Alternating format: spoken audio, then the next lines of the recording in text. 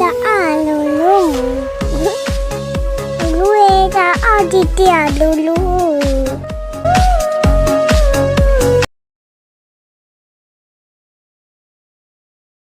Turn off for the watch, Prezi playing Jay.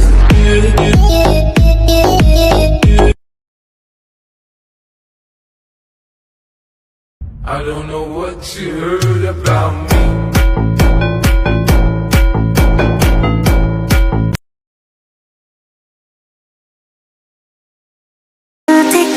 Thích yêu rồi thương thương.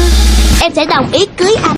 Nên em đành viết chiếc thư tình để thấy em nói hết tâm tư trong mình.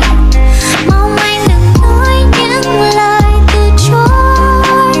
Em chỉ cần biết tâm tư anh thế thôi.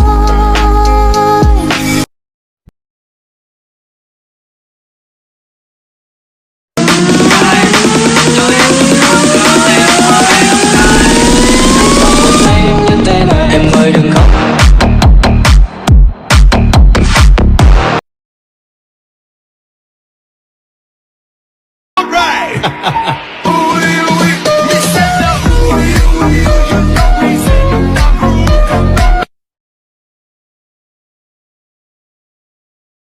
Thì còn chẳng chờ chi nữa.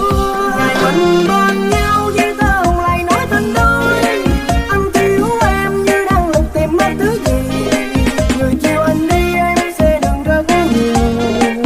Đời không đắn đo em cần chi phải lo. Hồn nhiên cài hoa mái đầu, dòng người vội vàng em hóa thân người mẹ bàng. Rời xa tình anh năm tháng ngồi phút giây thương.